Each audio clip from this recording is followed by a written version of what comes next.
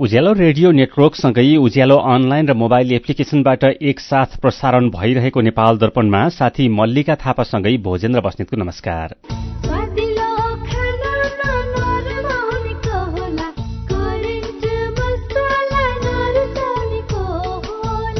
नेपाल दर्पणको साथमा करेन्ट मसला र करेन्ट चिया स्वादको झट्का। नेपाल दर्पण सुरु गरौं मुख्य खबरका शीर्षकहरूबाट। राष्ट्रपतिको चुनाव फागुन 25 गते गर्ने निर्वाचन आयोगको निर्णय। राष्ट्रपति एमालेको भागमा परेकोले अब दायाँ बायाँ नहुने महासचिव पोखरेलको भनाई। ब्याजदर घटाउन माग गर्दै उद्योगी व्यवसायीद्वारा काठमाडौँमा प्रदर्शन। ऋणीहरूमाथि बैंक तथा वित्तीय संस्थाले अत्याचार गरेको आरोप। सरकारी लगानी र सक्रियता कम हुँदा नेपालमा साइबर आक्रमणको ठूलो जोखिम। साइबर हमला मार्फत राष्ट्रियता र अर्थतन्त्रमाथि खतरा रहेकाले चनाखो बन्न विज्ञको सुझाव। कुनै पनि ह्याकरहरू मिलेर हाम्रो जस्तो देशको चाहिँ इन्फर्मेसन सिस्टमलाई कब्जामा लिनु भनेको त हाम्रो सोभरेन्टीमाथि आक्रमण मान्नुपर्छ। पाकिस्तानको पेशावरमा एक मस्जिदमा भएको बम विस्फोटमा परेर 32 जनाको ज्यान गयो, 150 जना घाइते। र भारतसँगको मैत्रीपूर्ण खेलको लागि 43 जना महिला फुटबल खेलाडी बन्द प्रशिक्षणमा। खुशी कसरी खुशी हुन्छ जब बन्ने छैन कोही, आफ्नो भन्दैमा आफ्नो हुन सम्पर्कमा बस्या खै। सम्पर्कका लागि बलियो आधार नेपाल टेलिकम हो राष्ट्रकै सञ्चार। सम्पर्कको आधार राष्ट्रको सञ्चार नेपाल टेलिकम राष्ट्रको सञ्चार। नेपाल टेलिकम राष्ट्रको सञ्चार। सुन त मेरो कपडा प्याकिङ गरिदेऊ त। श्यामजीको मिसेसलाई क्यान्सर उपचार गराउन इन्डिया सँगै लिएर जानुपर्ने भयो। ए हो र? अनि सुन्नु त, अब क्यान्सरको उपचार सीएमसी क्यान्सर इन्स्टिच्युट भरतपुरमा नै हुन्छ नि।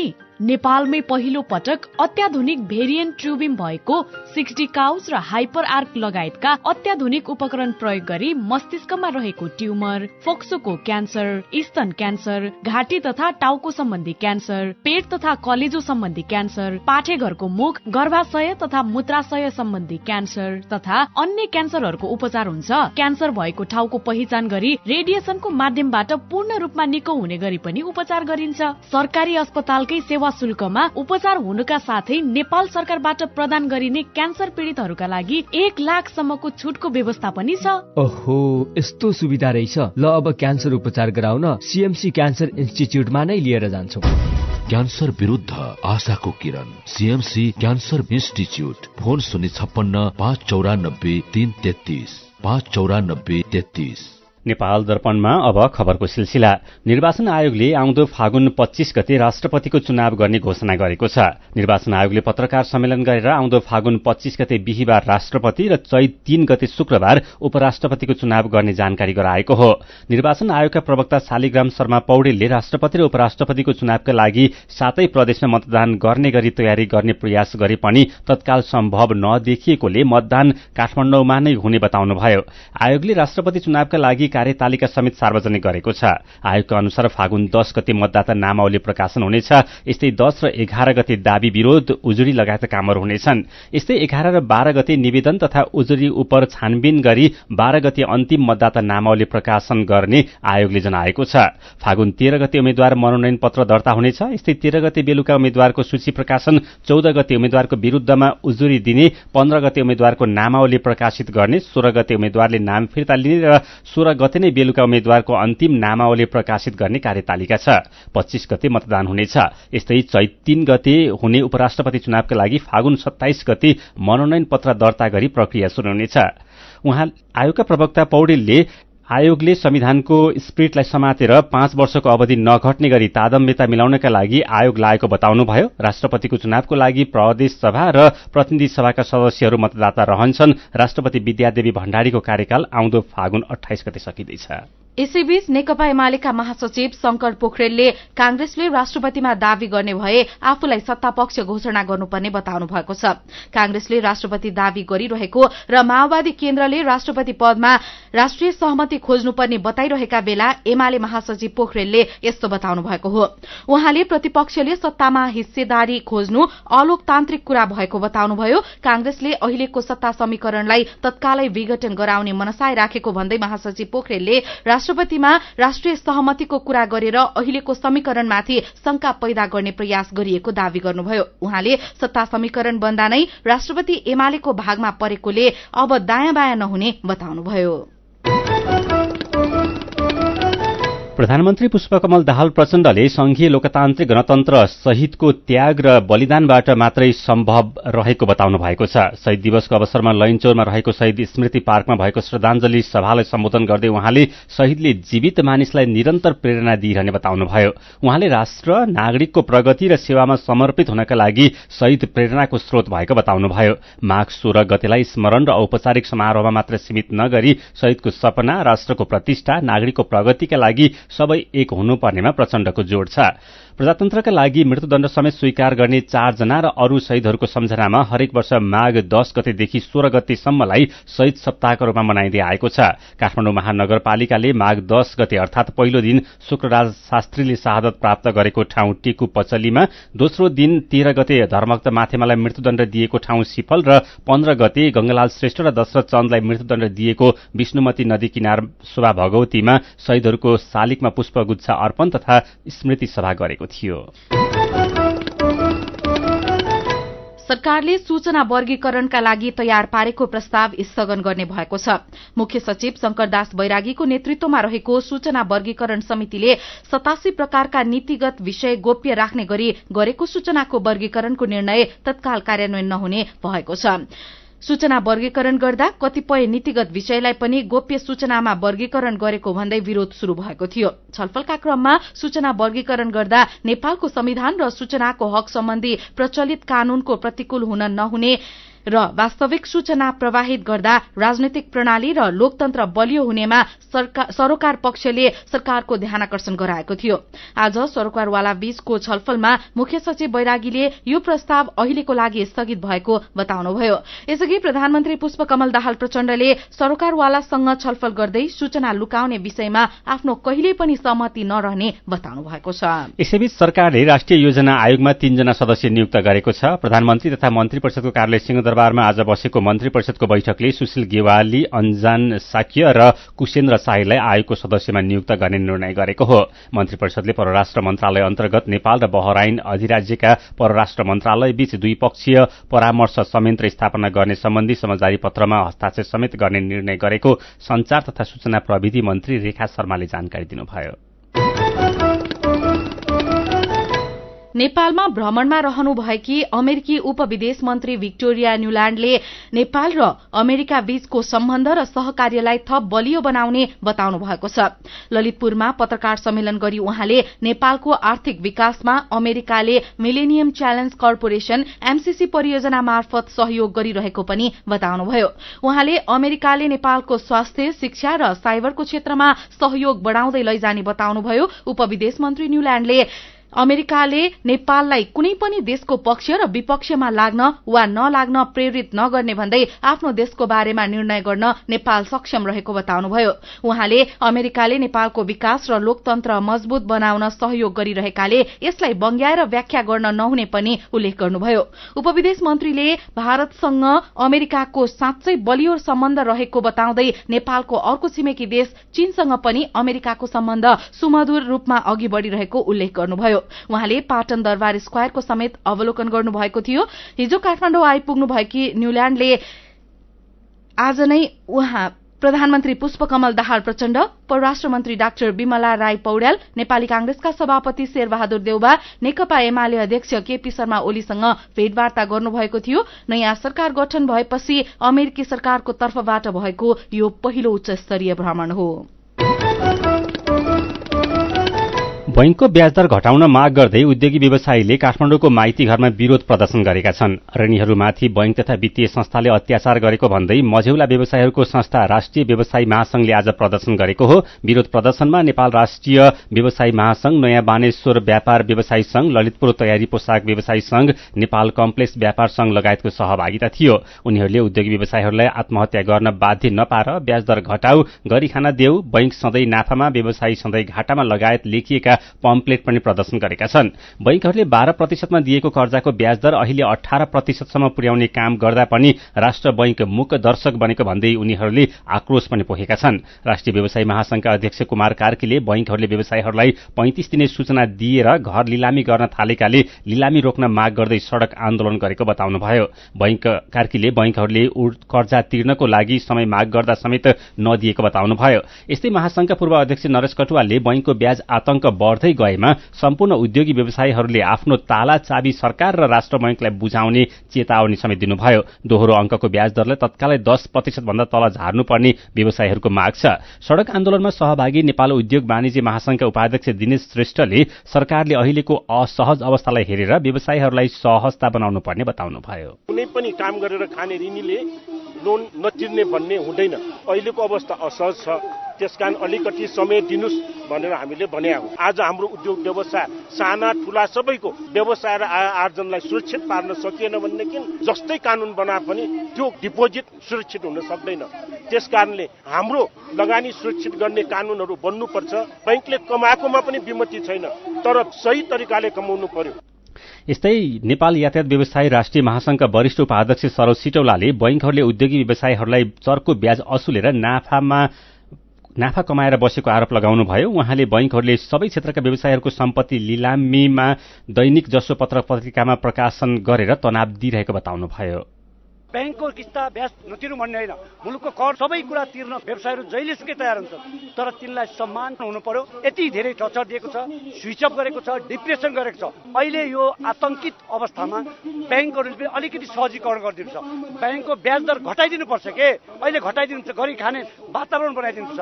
गरी खाने वातावरण बन्यो, कमसेकम यी हामी उद्योगी व्यवसायीहरू पनि माथि उठ्यो भने त कमसेकम भोलि त बढाउनु पर्यो, त फेरि बढाए हुन्छ नि त। सीधा कुरा प्रश्न विचार, यो हो उज्यालो रेडियो नेटवर्क नेपाल दर्पणमा कुराकानीसँगै खबरको सिलसिला बाँकी नै छ, सुन्दै गर्नुहोला। कृषि तथा वन विज्ञान विश्वविद्यालय, पशु विज्ञान, पशु चिकित्सा र मत्स्य विज्ञान संकाय रामपुर चितुवनको भर्ना आवेदन सम्बन्धी सूचना। यस संकायमा शैक्षिक सत्र 2079-80 मा सञ्चालन गरिने स्नातक तहको BBSc एन्ड AH र BSc फिशरिज विषयमा नयाँ विद्यार्थी भर्ना आवेदन खुलेको हुँदा इच्छुक विद्यार्थीले यही माघ 22 गते राति 12 बजेसम्म अनलाइन आवेदन फारम भर्नु हुन अनुरोध गरिन्छ। थप जानकारीका लागि विश्वविद्यालयको वेबसाइट www.afu.edu.np मा हेर्न सकिनेछ। विदेशबाट आयामी गरेको पैसा सिधै तपाईको मोबाइलमा लिन मिल्छ। अहिलेको अवस्थामा बाहिर गएर पैसा निकाल्न त्यति सजिलो छैन। त्यसैले आफ्नो मोबाइल निकाल्नुहोस्, आइएमई पे डाउनलोड गर्नुहोस् अनि घर बसी बसी आफ्नो रकम प्राप्त गर्नुहोस्। विदेशबाट आइएमई गरेको रकम प्राप्त गर्न आफ्नो मोबाइल फोनमा आइएमई पे डाउनलोड गर्नुहोस्। अब आइएमई गरौँ, आइएमई पे मा प्राप्त गरौँ सजिलै। एचआईभी का बारेमा खुलेर कुरा गरौँ। सँगै बस्दा, खाँदा, पढ्दा र सँगै खेल्दा कुनै किरा वा लामखुट्टेले टोक्दा एचआईभी सर्दैन। हात मिलाउँदा, अङ्कमाल गर्दा तथा चुम्बन गर्दा, एउटै चर्पी प्रयोग गर्दा र अरूको लुगा लगाउँदा एचआईभी सर्दैन। समयमै उपचार गरेमा एचआईभी संक्रमित पनि स्वस्थ व्यक्ति सरह बाँच्न सक्छन्। त्यसैले नियमित औषधिको सेवन गरौं र स्वस्थ जीवन बाँचौं। एचआईभी को औषधि ARV हरेक सरकारी अस्पतालमा निशुल्क पाइन्छ। एचआईभी संक्रमितहरू अरू भन्दा भिन्न होइनन् भन्ने कुरा बुझौं र समान व्यवहार गरौं। एचआईभी संक्रमितहरूमाथि हुने भेदभावको अन्त्य गरौं। Nepal youth foundation, 12+ Lumbini plus र मकवानपुर महिला समूह। सुनिश्चित भविष्य मात्र होइन बचत, आर्थिक स्वतन्त्रता हो, आत्मविश्वास हो, आत्मा सम्मान हो, सम्पन्न जीवन हो बचत। बचत गरौँ बचत गरौँ बचत गरौँ बचत गरौँ। धेरै छन् बचतका खुशीहरू, बचत गरौँ। ग्लोबल आइएमई बैंक, सबैका लागि बैंक।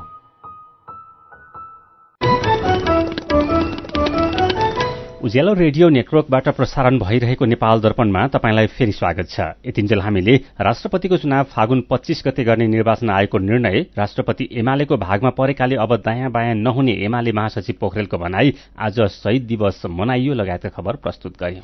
नेपाल दर्पणमा अब बाँकी प्रसंग। गएको शनिबार दिउँसो नेपालका सरकारी वेबसाइटमा आक्रमण भयो। सरकारी वेबसाइट ठप्प भए। अध्यागमन विभागको साइट समेत डाउन हुँदा हवाई उडान नै रोकियो। धन्न ह्याकर वा आक्रमणकारीले वेबसाइट डाउन मात्रै बनाउन भ्याए डेटा चोरी गर्न पाएनन्। डेटा चोरी गरेको भए समस्या झन विकराल हुने थियो। बेला बेलामा हुने साइबर आक्रमणले नेपालको साइबर सुरक्षा गतिलो छैन भन्ने देखाउँछ। अन्तर्राष्ट्रिय दूरसञ्चार प्राधिकरणको साइबर सुरक्षा सूचकांकमा नेपाल 94औं स्थानमा हुनुले पनि चिन्तित बनाएको विज्ञहरूको भनाइ छ। आक्रमणकारीले एकै क्लिकमा देशभरका सूचना र धनमाल चोरी गर्न सक्ने अवस्था आइसकेको छ। अहिलेको विश्वको प्रमुख हतियार नै साइबर सुरक्षा भएकाले सरकारले बेलैमा ध्यान दिनुपर्ने विज्ञहरूको सुझाव छ। नेपाल प्रहरीका पूर्व प्रहरी नायब महानिरीक्षक तथा साइबर सुरक्षा विज्ञ डाक्टर राजीव सुब्बालाई साथै अर्जुन पोखरेलले सोध्नु भएको छ, नेपाल साइबर सुरक्षाको हिसाबले कतिको जोखिमपूर्ण अवस्थामा रहेको छ? एकदम भनरेबल थ्रेटमा छौं भन्ने त रिसेन्ट घटनाक्रमहरूले देखाइ नै रहेको छ। हाम्रो साइबर सेक्युरिटीमा जुन लगानी भएको छ त्यो अपुग छ। त्यसमा भएका पोलिसीका कुराहरू, इन्फ्रास्ट्रक्चरका कुराहरू, त्यो बिजनेस कन्टिन्युटी प्लानका कुराहरूदेखि लिएर अलि विक भएको देखिन्छ। अब यसले के कस्ता समस्याहरू निम्तन सक्छन् त? यो हामी यस्तै खालको जोखिमपूर्ण अवस्थामा रहिराख्यौं भने? यसले धेरै जोखिमहरू निम्त्याउन सक्छ। डेटालाई सुरक्षित राख्ने, क्रिटिकल इन्फ्रास्ट्रक्चरहरूलाई सुरक्षित राख्ने, किनभने आर्थिक कारोबार हुने, स्वास्थ्य उपचारमा प्रयोग हुने इन्फर्मेसन सिस्टमहरू, सुरक्षा, राष्ट्रिय सुरक्षामा प्रयोग हुने इन्फर्मेसन सिस्टमहरू, दूरसञ्चार जस्ता इन्फर्मेसन सिस्टमहरू, पेमेन्टका इन्फर्मेसन सिस्टमहरू, फिनटेकका इन्फर्मेसन सिस्टमहरू चाहिँ भनरेबल हुन्छन्, क्रिटिकल इन्फ्रास्ट्रक्चर भित्र पर्छ र मेरो अनुसन्धानले यो कुराहरूलाई देखाइरहेको हुनाले अब हामीले साइबर सेक्युरिटीलाई चाहिँ राष्ट्रिय सुरक्षासँग जोडेर विचार गर्नुपर्छ है भन्ने कुराहरूमा चाहिँ मैले आवाज उठाउने गरेकै छु। अब यो आर्थिक कुरा, बैंकका सामान्य ट्रान्ज्याक्सन यताउति हुने कुरामा मात्र सीमित रहेन यो, अब यो चाहिँ एकदम ठूलो बन्न पुग्यो। हजुर, यो चाहिँ राष्ट्रिय स्वाधीनता अथवा राष्ट्रिय सोभरेन्टी, नेसनल सोभरेन्टीसँग जोडिएको हुन्छ। किनभने कुनै पनि ह्याकरहरू मिलेर हाम्रो जस्तो देशको चाहिँ इन्फर्मेसन सिस्टमलाई कब्जामा लिनु भनेको त हाम्रो सोभरेन्टीमाथि आक्रमण मान्नुपर्छ। अब यति ठूलो जोखिमको हामीमा डर छ, सरकारी चासो सक्रियता यसलाई कम गर्नको लागि चाहिँ कतिको पाउनु भएको छ यहाँले? मलाई के लाग्छ भने अब साइबर सुरक्षालाई विशुद्ध कम्प्युटर सुरक्षाको लेभलमा मात्रै सोचेर हेर्नुहुन्न। यो चाहिँ इन्फर्मेसन वारफेयरको एउटा अभिन्न अङ्ग बनिसकेको हुनाले अबको दिनहरूमा द्वन्द्वकोमा प्रयोग हुन्छ साइबर अट्याकहरू।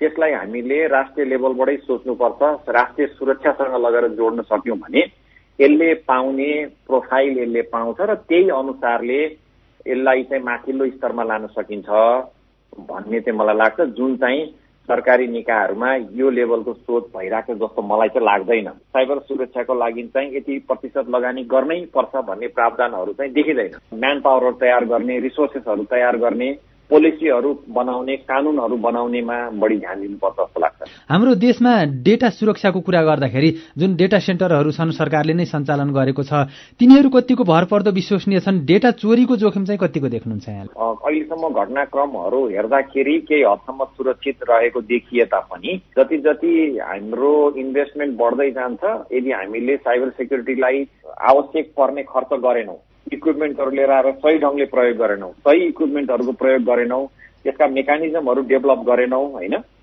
तपाईँको CIA भन्ने चलन छ, कन्फिडेन्सियलिटी हुनु पर्यो, तपाईँको चाहिँ एक्सेसिबिलिटी हुनु पर्यो, इन्टिग्रिटी हुनु पर्यो भन्ने चलन हुन्छ। यो कुराहरूमा ध्यान दिइएन भने डेटा चोरी हुने सम्भावना हुन्छ। एकदमै सिक्योर छ भनेर भन्न सक्ने अवस्था पटक्कै छैन।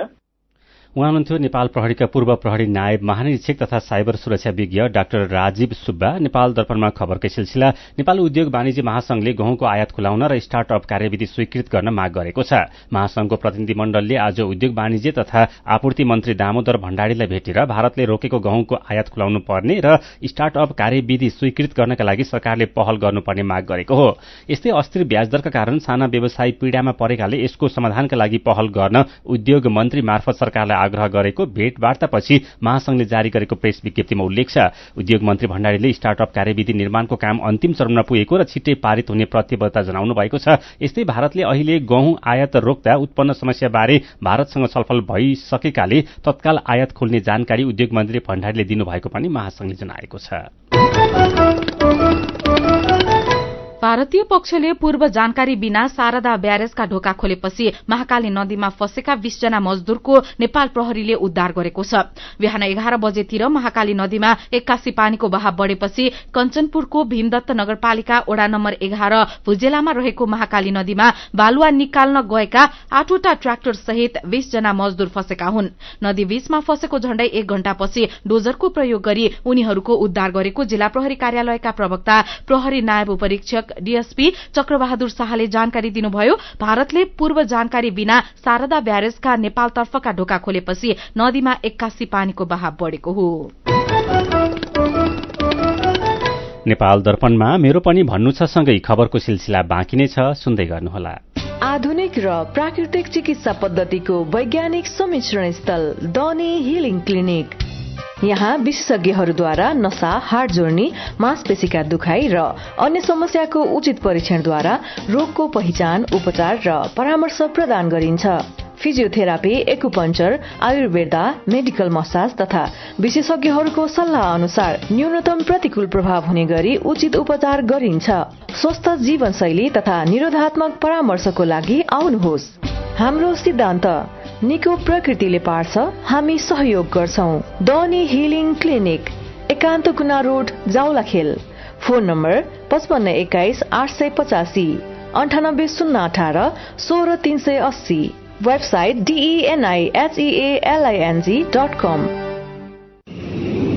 मेरा छोराछोरीको सपना अन्तर्राष्ट्रिय स्तरको उच्च शिक्षा। म पनि यस्तै चाहन्छु। मलाई विश्वास छ हाम्रो सपना र चाहनालाई पूरा गर्छ नेपाल जापान सेवा सेन्टरले। हजुर, उच्च शिक्षाको लागि जापानको जुनसुकै सिटीमा अध्ययन गर्न र जापानिज भाषा सिक्नको लागि हामी तपाईको साथमा छौं। सम्पर्क नेपाल जापान सेवा center, Nagpokhari, Kathmandu. Phone number 44 28 242 44 28 242। Come once, you will certainly be benefited. सुरक्षित र समृद्ध होस् जिन्दगीको सेरोफेरो। भोलिको लागि सोच्नु पर्ने कर्तव्य हो तिम्रो मेरो। ढुक्क हुन भोलिलाई बिमा गरौँ है, नेशनल लाइफ इन्स्योरेन्समा बिमा गरौँ है। विगत 35 वर्षदेखि सञ्चालनरत नेपालकै पहिलो अग्रणी जीवन बिमा company national life insurance company, Lazimpat, Kathmandu. Ujyalo radio network मार्फत देशभरिका विभिन्न एफएम स्टेशन तथा उज्यालो अनलाइन र मोबाइल एप्लिकेशनमा प्रसारण भइरहेको नेपाल दर्पणमा तपाईंलाई फेरि स्वागत छ। अब बाँकी खबर। झापाका पोल्ट्री व्यवसायीले भारतीय कुखुराको अवैध आयात रोक्न सरकारसँग मागेका छन्। उनीहरूले आर्थिक मन्दी र भारतीय कुखुराको अवैध आयातले पोल्ट्री व्यवसाय धराशायी बनेको भन्दै सीमा नाकाबाट हुँदै आएको अवैध कुखुरा आयात रोक्न माग गरेका हुन्। भारतबाट सस्तो मूल्यमा आयात हुने जिउँदो कुखुरा र मासुको आयातले यहाँका पोल्ट्री व्यवसाय संकटमा परेकाले त्यसलाई कडाईका साथ नियन्त्रण गर्नुपर्ने जिल्ला कुखुरा व्यवसायी संघ झापाका अध्यक्ष विवेक निरौलाले बताउनुभयो। आफूहरूले उठाएका व्यावसायिक मागका बारेमा प्रदेश 1 सरकारका मुख्यमन्त्री हिक्मत कुमार कार्कीलाई भेटेर ज्ञापन पत्र समेत बुझाइएको उहाँले बताउनुभयो। उदयपुरमा अदुवा खेती गरेका किसानले अदुवाको उचित मूल्य नपाएको गुनासो गरेका छन्। जिल्लाको पश्चिमी, मध्य र पूर्वी पहाड़ी क्षेत्रमा वर्षेनी अदुवा खेती बढ्दै गए पनि किसानले मूल्य नपाउँदा चिन्तित बनेका हुन्। आफूहरूले उत्पादन गरेको अदुवाले उचित मूल्य पाउन नसकेको कटाडी नगरपालिका 10 सोरुङ छविसेका अदुवा किसान धनबहादुर श्रेष्ठले बताउनुभयो, अहिले पनि आफूहरूले उत्पादन गरेको अदुवाको मूल्य खरिदकर्ता वा बिचौलियाले प्रति किलो 50 देखि 60 रुपैयाँ भन्दा बढी मूल्य निर्धारण नगरेका कारण वर्षेनी मारमा पर्दै आएको उहाँले बताउनुभयो। उदयपुरमा 588 हेक्टर क्षेत्रफलमा अदुवा खेती हुँदै आएको छ। चालु आर्थिक वर्षमा जिल्लामा 12,331 मेट्रिक टन अदुवा उत्पादन भएको छ। शेयर बजार उच्च अंकले घटेको छ। शेयर बजार परिसूचक नेप्से आज 41.01 अंकले घटेर 2127.52 बिन्दुमा झरेको छ। आज सबै समूहको शेयर घटेर बजार रातामै हुँदा बीमा, होटल तथा पर्यटन, विकास बैंक र माइक्रो फाइनान्सको शेयर उच्च अंकले घटेको छ। बजार घटे पनि कारोबार रकम भने हिजोको तुलनामा केही बढेको छ। आज 256 वटा कम्पनीका 88,36,000 किता शेयर 3 अर्ब 30 करोड़ 22 लाख रुपैयाँमा कारोबार भएका छन्। वीरगंजको मालपोत कार्यालय परिसरबाट 8 जना बिचौलियाहरू पक्राउ परेका छन्। सेवाग्राहीलाई विभिन्न बहानामा दुःख दिएको भन्दै प्रहरीले दीपक कुमार पटेल, सन्तोष कुमार राउत, राजकुमार शाह, सुशील कुमार शाह, शुभनारायण महतो कोइरी, धर्मेन्द्र कुमार सहनी, सञ्जय चौहान र हरि ओम गुप्तालाई पक्राउ गरेको हो। मालपोत कार्यालयमा आएका सेवाग्राहीहरूलाई काम छिटो गराइदिन्छु भनेर पैसा मागेको गुनासो आएपछि उनीहरूलाई हिजो पक्राउ गरेको जिल्ला प्रहरी कार्यालय पर्साले जनाएको छ। अर्घाखाँचीमा करेन्ट लागेर एकजनाको ज्यान गएको छ। भूमिका स्थान नगरपालिका वडा नम्बर 9 ढिकुरामा विद्युत लाइन मर्मत गर्ने क्रममा करेन्ट लागेर सन्धिखर्क नगरपालिका वडा नम्बर 7 का 19 वर्षका रोशन शाहको ज्यान गएको जिल्ला प्रहरी कार्यालय अर्घाखाँचीले जनाएको छ। पछिल्लो 24 घण्टामा 3 जनामा कोरोना भाइरसको संक्रमण पुष्टि भएको छ। पीसीआर र एन्टिजेन गरी 1156 जनाको नमूना परीक्षण गर्दा 3 जनामा संक्रमण पुष्टि भएको हो। थप 1 जना संक्रमित निको भएका छन्। नेपालमा कोरोना भाइरसका सक्रिय संक्रमितको संख्या 20 जना पुगेको छ। मेरो पनि भन्नु छ। शहीदलाई सम्झँदै निरु थापाले लेख्नु भएको छ।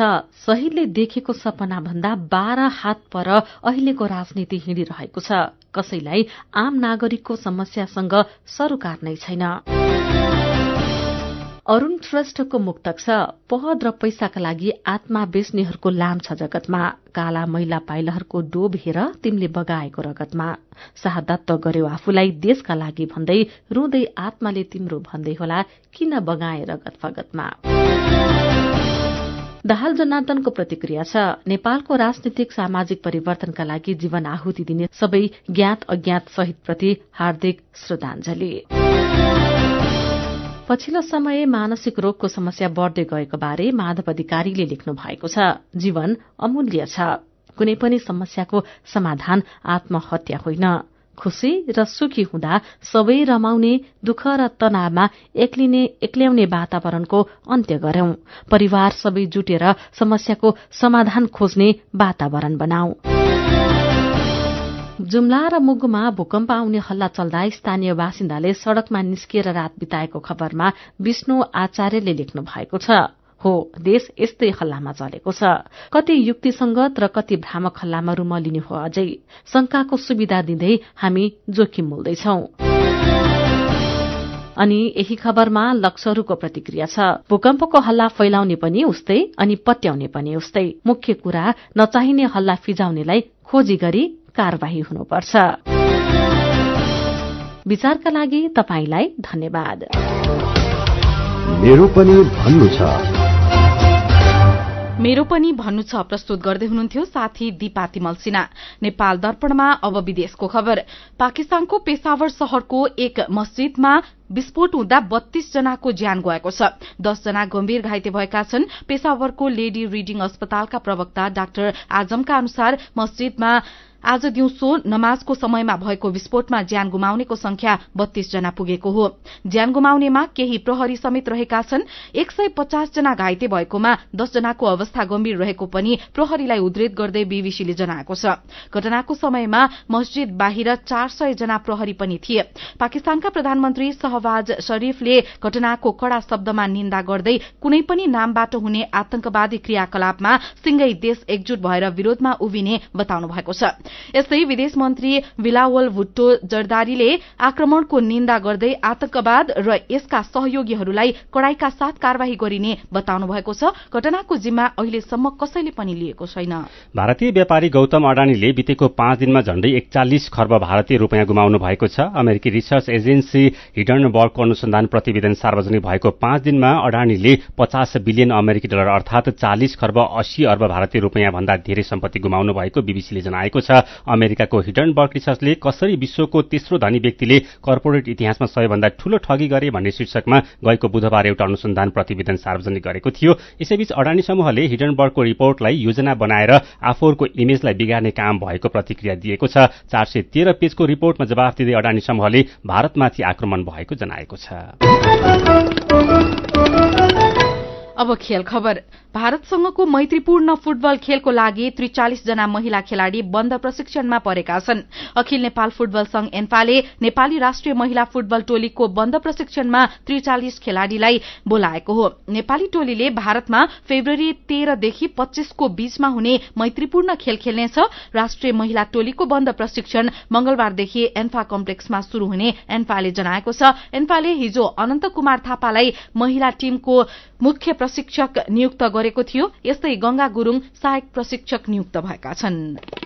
खेल खबरसँगै हामी नेपाल दर्पणको अन्त्यमा आइपुगेका छौं। आजका मुख्य खबरका शीर्षक फेरि एकपटक। राष्ट्रपतिको चुनाव फागुन 25 गते गर्ने निर्वाचन आयोगको निर्णय राष्ट्रपति एमालेको भागमा परेकोले अब दायाँ बायाँ नहुने महासचिव पोखरेलको भनाई। ब्याज दर घटाउन माग गर्दै उद्योगी व्यवसायीद्वारा काठमाडौँमा विरोध प्रदर्शन। ऋणीहरूमाथि बैंक तथा वित्तीय संस्थाले अत्याचार गरेको आरोप। सरकारी लगानी र सक्रियता कम हुँदा नेपालमा साइबर आक्रमणको ठूलो जोखिम। साइबर हमला मार्फत राष्ट्रियता र अर्थतन्त्रमाथि खतरा रहेकाले चनाखो बन्न विज्ञको सुझाव।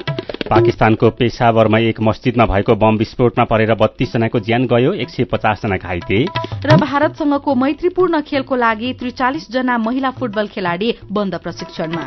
आजको नेपाल दर्पण सकिएको छ। प्राविधिक साथी सरोज थापासँगै हामी मल्लिका थापा र भोजेन्द्र बस्नेत पनि बिदा हुन्छौं। उज्यालोको मोबाइल एप्लिकेशन र अनलाइनमा प्रसारण भइरहेका रेडियो र अनलाइनका सामग्री भाइबरमा पनि उपलब्ध छन्। निसासिने जोखिम भएकोले बन्द कोठामा हिटर र आगो बालेर नसुतौं। नमस्कार।